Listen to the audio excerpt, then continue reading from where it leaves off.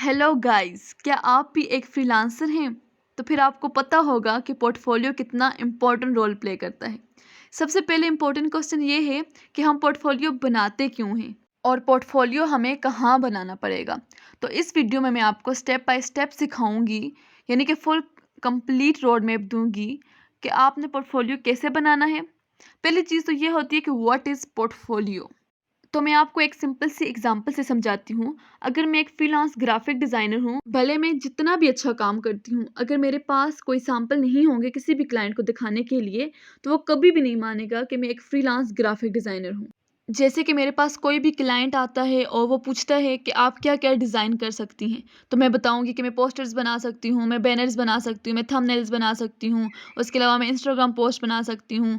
और फिर क्लाइंट मुझसे पूछेगा कि आप कौन कौन से सॉफ्टवेयर यूज़ करती हैं, तो मैं बताऊंगी कि मैं एडोब फोटोशॉप यूज़ करती हूँ, एलिस्ट्रेटर यूज़ करती हूँ, और इसके अलावा फिग्मा, कैनवा और डिफरेंट प्लेटफॉर्म्स जो हैं या डिफरेंट सॉफ्टवेयर जो हैं वो मैं यूज़ करती हूँ।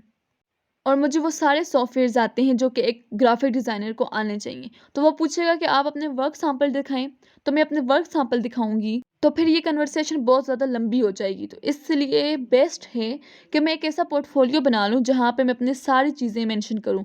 मैं अपनी एजुकेशन मेंशन करूँ, जहाँ पे अपनी स्किल्स मेंशन करूँ, अपना एक्सपीरियंस मेंशन करूँ, अपना नाम मेंशन करूँ, अपना एड्रेस मेंशन करूँ। फिर उस पोर्टफोलियो का लिंक मैं क्लाइंट को दे दूँ, और अगर उसे मेरा काम पसंद आता है तो वो मुझसे खुद लिंक करेगा, ठीक है।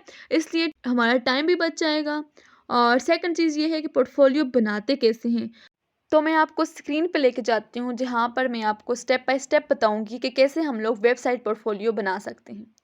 और इसके साथ ये भी बताती चलूँ कि अगर आपने अभी तक हमारा चैनल सब्सक्राइब नहीं किया तो उसे सब्सक्राइब कर लें, लाइक करें, कॉमेंट करें। तो सबसे पहले कैनवा को ओपन कर लेते हैं।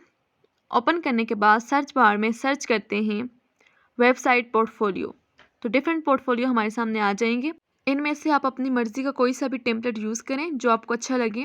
तो मुझे यहाँ पे ये वाला टेम्पलेट काफ़ी अच्छा लग रहा है, तो मैं इस टेम्पलेट को यूज़ कर लेती हूँ।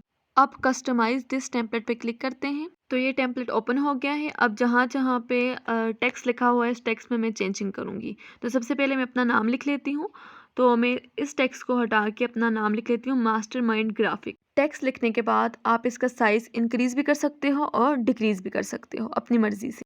अब यहाँ पे जो ग्राफिक डिज़ाइनिंग लिखा हुआ है, इसका साइज़ मैं इंक्रीज़ कर लेती हूँ। अब साइड पे जो सॉफ्टवेयर्स आप लोग यूज़ कर रहे हैं उनका नाम लिख लें।